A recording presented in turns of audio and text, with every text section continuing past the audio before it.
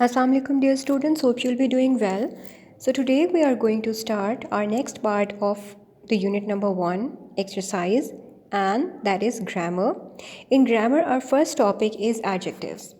So adjectives, we already know that it is a word that modifies or explains the quality of a noun and a pronoun, and it also describes or point out a person, place or thing, or to tell us the number and quantity of any person or of anything.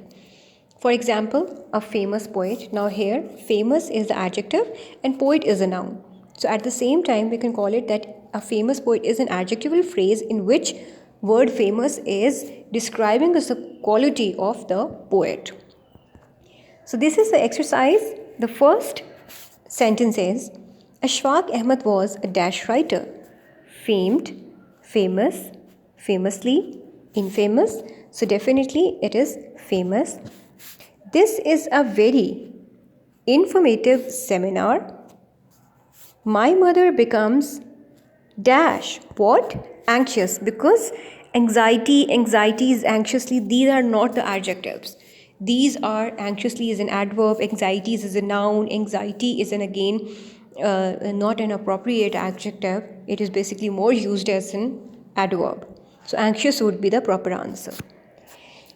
It is advisable to get the correct information from the university office. So the correct answer is advisable.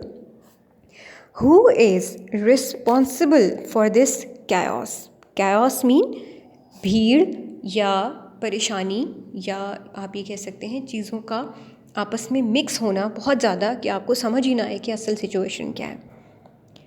So the next question is, find out 10 adjectives from the unit and use them in the sentences.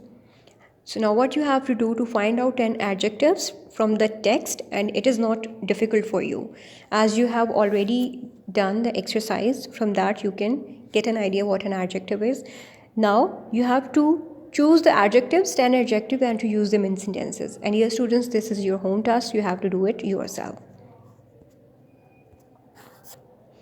So our next question is conditionals. Now what are conditionals? Conditionals are basically, it is a type of a sentence in which something will happen, and if a certain condition is fulfilled, means we will have the two parts of a sentence, and in those two parts of a sentence, one part will be in future tense and second part will be in simple present tense, and the both clauses will be connected with a conjunction, that is if, when, whether, because. This kind of any conjunction will be used to join these two sentences.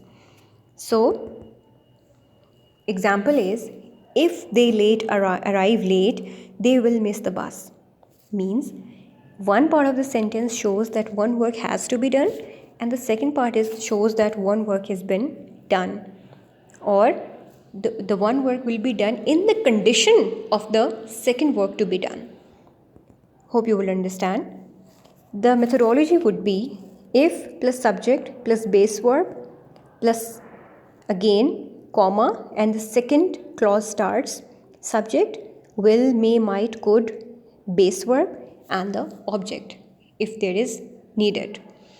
So let's move to the exercise. Complete the sentences using the given verbs. You have already given the verb. If I see Aslam, I'll invite him to dinner tomorrow. Now here, invite would be the correct verb over here. If I go out, I'll turn off the TV. If you play tricks on people, they will not trust you again. If the farmer sells all his kiwi fruit in the market, he will be very pleased. I'll help you with your homework if I can. Now here you can see the little deviation, that we have given the second clause of the sentence at the end of the sentence. But it's all right. I'll allow you ride my bike if you like. Will you leave this basket to Auntie Sophie if you see her? If we hurry, we'll catch the bus. Will you inform me if you are going to be late? If he works hard, he will win the competition. Now that is it for today, dear students. We'll be doing our exercise D inshallah tomorrow along with the writing skills. So take care of yourself till then. Allah Hafiz.